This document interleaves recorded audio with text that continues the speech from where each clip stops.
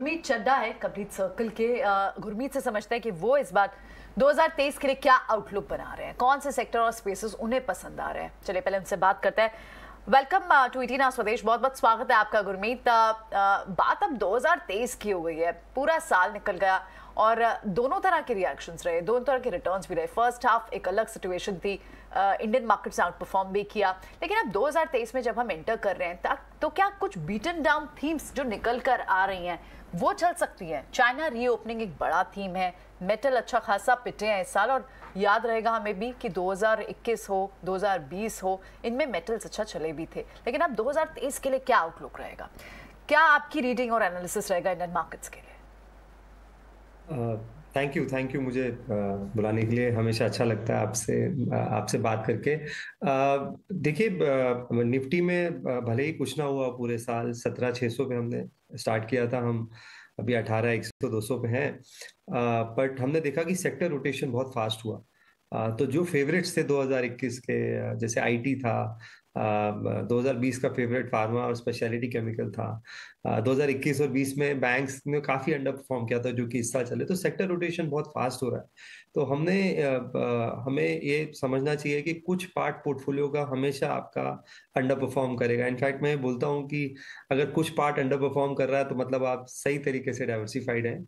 और in out करना बहुत मुश्किल होता है क्योंकि साइकिल्स बहुत शॉर्टन हो गई हैं। तो मुझे लगता है इंडिया 2023 में भी आउट परफॉर्म करेगा। हमने पॉजिटिव रिटर्न दिया इस साल, जबकि सारे ग्लोबल मार्केट्स 20 से 25% नेगेटिव हैं। पहला क्वार्टर मुझे लगता है थोड़ा सा वॉलेटाइल रहेगा, क्योंकि फेड फाइनली जो जो उनका टर्मिनल रेट है वो 5-10 है, या जो भी उसके आसपास होता है, वो मार्केट पूरी तरीके से डिस्काउंट करेगा। और जब भी आप किसी एक बुलेट ट्रेन में स्पीड ब्रेक्स लगाते हैं, 7-8 बार रेट हाइक करते हैं, लिक्विडिटी विड्रॉल करते हैं, तो थोड़ा इकोनॉमी में इम्पैक्ट बिल्कुल आएगा। तो थोड़ा सा फर्स्ट क्वार्टर मुझे लगता है, तो ये साल दो पार्ट्स का हो सकता है। पहले 3-4 महीने मुझे लगता है थोड़ा वॉलेटिलिटी रहेगी, स्टॉक पिकिंग मार्केट रहेगा, और शायद सेकंड हाफ बेटर होना चाहिए। और आपको थोड़ा सा कॉन्ट्रेडियन भी सोचना चाहिए। तो एक, आपको वहां रहना चाहिए जहां अर्निंग्स अच्छा है, जैसे बैंक्स में है, मैन्युफैक्चरिंग में कुछ पॉकेट्स में है, कंज्यूमर गुड्स में इन्फ्लेशन नीचे आ रहा है।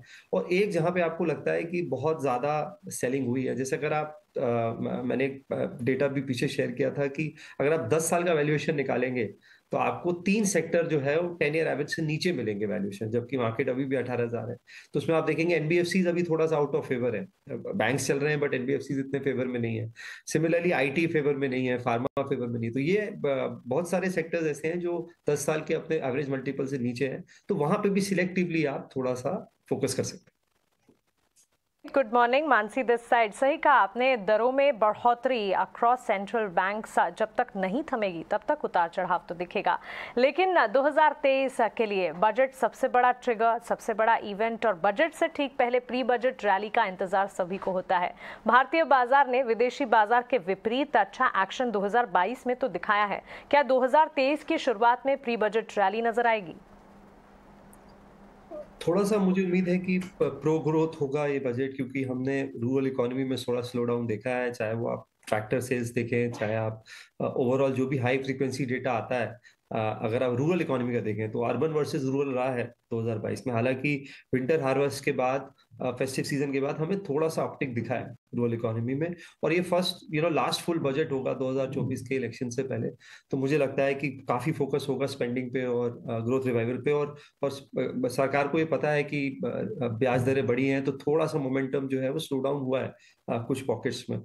दूसरा जो एक बढ़िया जो अभी चर्चा हो रही है कि लॉन्ग टर्म कैपिटल गेन को रैशनलाइज करने की बात चल रही है, वो टेन्योर वाइज या स्लैब वाइज, तो वो मेरे हिसाब से एक बड़ा इवेंट हो सकता है, जो कि मार्केट को ध्यान में रखना चाहिए। हालांकि मुझे ऐसा लगता है कि रैशनलाइजेशन होने के टेन्योर वाइज चांसेस ज्यादा हैं, रादर देन कि स्लैब्स बहुत ज्यादा चेंज हो।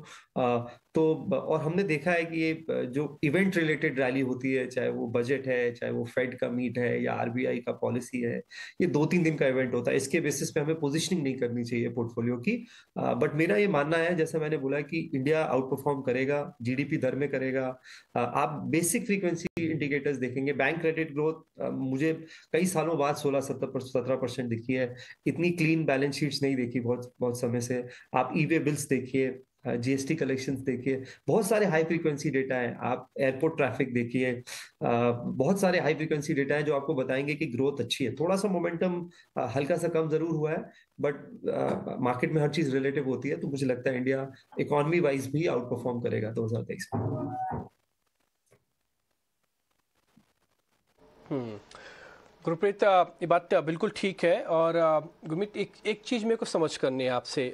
ऐसा नहीं कि बाज़ार में सब कुछ अच्छा होगा, कुछ ना कुछ तो ऐसे पॉकेट्स भी होंगे जो थोड़े ठंडे भी हुए होंगे, जहाँ पर कुछ इंडिकेटर्स ओवर हीटेड भी हो गए होंगे, कुछ ना कुछ ऐसी चीज़ होगी जहाँ पर आपको लगता है कि भाई ये तो बस सिर्फ 2022 का था, 2023 में मत जाना, मामला ख़राब है।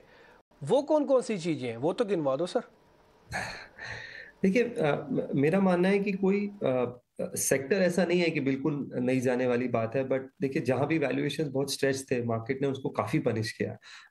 आप देखिए आईटी स्टॉक्स में हमने देखा था 80-90 पी को हम जस्टिफाई करने लग गए थे, हम बोलने लग गए थे कि आईटी नया एफएमसीजी है, तो अगर एचयूएल को 70 का पी मिल सकता है तो हमें मिड कैप आईटी कंपनीज को भी देना चाहिए। तो जहां भी वैल्यूएशन बहुत स्ट्रेच्ड है, वहां वो हर पॉकेट में आपको अवॉइड करना चाहिए। आप 60-70 पी का मल्टीपल दे रहे हैं, और अगर आपका अर्निंग ग्रोथ नहीं है 30-40%, 50% का, तो वो जस्टिफाई नहीं होगा और मार्केट उसको पनिश करेगा। हमने वो आईटी में भी देखा, हमने फार्मा में देखा, केमिकल कंपनी, हर कंपनी स्पेशलिटी केमिकल कंपनी बन गई थी। लोगों को पता ही नहीं है कि केमिकल में स्पेशलिटी केमिकल होता क्या है और बेस केमिकल्स होता क्या है। तो ये जो फैक्ट्स हैं, ये अगला एफएमसीजी है, ये अगला एचडीएफसी बैंक है, ये अगला डीवीस लैब्स बनेगा, इसको बिल्कुल अवॉइड करना है। रीजनेबल मल्टीपल्स दीजिए, और हर पॉकेट्स में थोड़ा बहुत अभी भी एवरेशन है। हमने देखा कि अच्छे बैंक्स जो 5 बुक वैल्यू पे थे, आप देखिए कोटक और एचडीएफसी देखिए, बहुत अच्छे बैंक्स हैं, बट अगर आप 5 का प्राइस बुक मल्टीपल देंगे तो आपका 2-3 साल का रिटर्न नहीं आएगा उसमें। तो वैल्यूएशंस पे ध्यान दीजिए। और ये जो, और कोई चीज अगर गिर गई है 25-30%, इसका मतलब ये नहीं है वो चीप हो गई है। अगर तो हमने ये पहले भी देखा है बहुत सारे पॉकेट्स में, तो सिर्फ प्राइस करेक्शन मत देखिए, price correction in relation to valuation और अर्निंग्स देखिए, ये बहुत इंपॉर्टेंट है। तो मैं अभी भी जैसे बहुत सारी न्यू एज कंपनीज को अवॉइड करूंगा, क्योंकि मुझे अभी भी लगता है जो पार्ट टू प्रॉफिटेबिलिटी है उसमें थोड़ा समय है। दूसरा, डिस्काउंट रेट बढ़ गया है मार्केट का, कुछ नहीं करने के आपको आज 7.5% मिलेगा अगर आप गवर्नमेंट बॉन्ड लेके बैठते हैं। पहले 5% मिलता था, तो आपको 50% बेटर रिटर्न मिल रहा है फिक्स इनकम में। तो इस बात को हमेशा आपको मद्देनजर रखना है, थोड़ा सा बैलेंस चलिए, और अपॉर्चुनिटीज जब मिले तो उसको आप ग्रेजुअली उसमें बाय करिए। कुछ और सब सेक्टर्स की और थीम्स की भी बात करते हैं, क्योंकि हमने देखा कि स्ट्रीट के बहुत फेवरेट रहे, चाहे ऑटो एंसिलरी स्पेस हो, मिड कैप इंजीनियरिंग स्पेस हो। क्या ये they will continue to do well? 2023 में इन पर क्या आउटलुक रहेगा? तो हमारा ऑटो पे व्यू बहुत बहुत कंस्ट्रक्टिव है। मुझे लगता है कि कई सारी चीजें अगले साल में ठीक होंगी। एक तो सप्लाई चेन जो है वो बेटर हो रही है, चिप अवेलेबिलिटी इंप्रूव हुई है, जो रॉ मटेरियल कॉस्ट है वो कम हुआ है, और उसके अलावा एक इनहेरेंट डिमांड है। मैं काफी ग्राउंड लेवल चेक करता हूँ, मेरे काफी क्लाइंट्स हैं जो ऑटो डीलर्स हैं, काफी बड़े डीलर्स हैं अलग अलग उसके। तो प्रोपेंसिटी टू स्पेंड जो हम बोलते हैं, ये ऑल टाइम हाई पे है। तो हमें ऑटो एंसिलरीज में एक तो जो प्रीमियमाइजेशन को अच्छे से प्ले कर रहा है, जैसे मैंने मिंडा के बारे में कई बार बात करी है। आप देखिए एयरबैग का अभी एक इकरा का रिपोर्ट आया है कि एयरबैग का ही मार्केट 7,000 करोड़ का हो जाएगा। मिंडा का उसमें 15% शेयर है।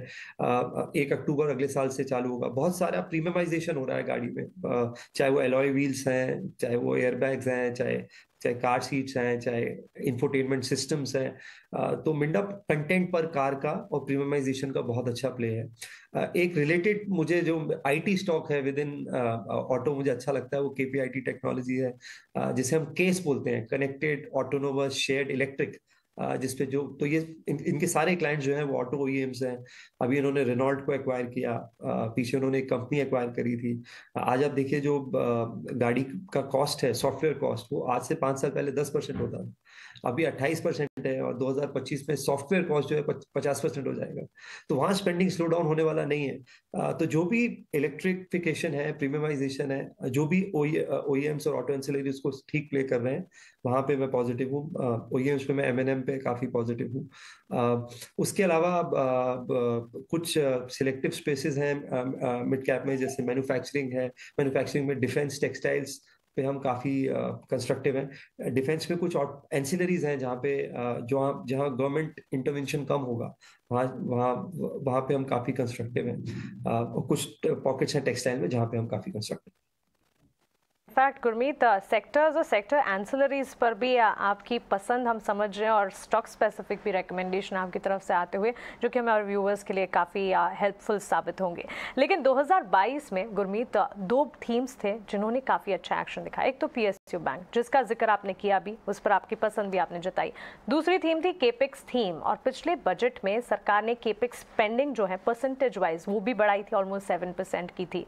क्या आपको लगता है capex theme, private capex cycle में 2023 में भी ग्रीन शूट्स नजर आएंगे?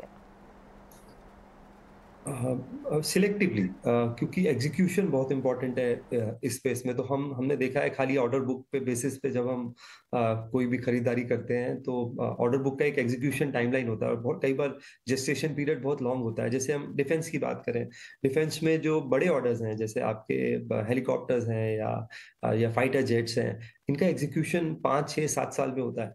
तो और माइलस्टोन पेमेंट्स होती हैं। तो आप जैसे कंपनी है जो हमें पसंद है HAL का जो रिपेयर्स और ओवरऑल है वो 60% रेवेन्यू करता है और उसका एबिटा मार्जिन 35% है। तो जैसे जैसे ऑर्डर बढ़ता जाएगा, एग्जीक्यूशन बढ़ता जाएगा, आपका रिपेयर्स और ओवरऑल जो है वो बढ़ता जाएगा। तो ये one of the largest defence PSUs है, बहुत बड़ी ऑर्डर बुक है और मार्जिन उन्होंने इंप्रूवमेंट रिपोर्ट किया, 25% एबिटा मार्जिन किया। तो ये हमें अच्छा लगता है क्योंकि हमने प्लॉट किया है कि कैसे कैसे ऑर्डर्स उनके आ रहे हैं।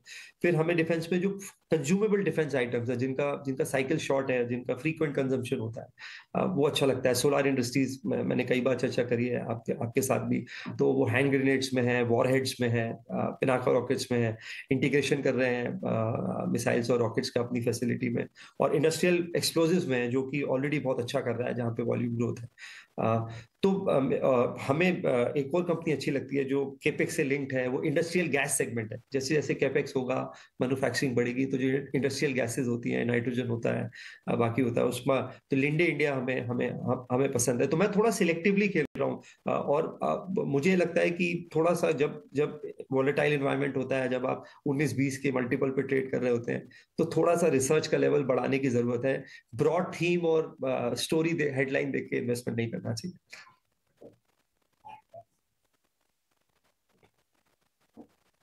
गुरमीत, बहुत बढ़िया, अच्छा से आपने रिसर्च करके सारी चीज़ें हमको बताई हैं और आपके जो फैक्ट एंड फिगर है वो भी काबिल तारीफ़ है। आपने ये कहा ना, ये बड़ा इंटरेस्टिंग था कि ना करने के 7.5% मिलते हैं। सरकार को पैसे दे दो बॉन्ड में, 7.5% मिलेंगे। और मैं उसी समय ही मैंने निफ्टी का रिटर्न चेक किया, YTD, कि साल का रिटर्न कितना है।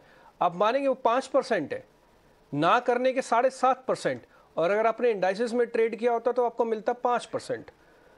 ठीक है गुरमीत, बहुत शुक्रिया, थैंक यू वेरी मच। अच्छा लगा आपसे आज बातचीत करके। जल्दी आपसे वापस मुलाकात होती है।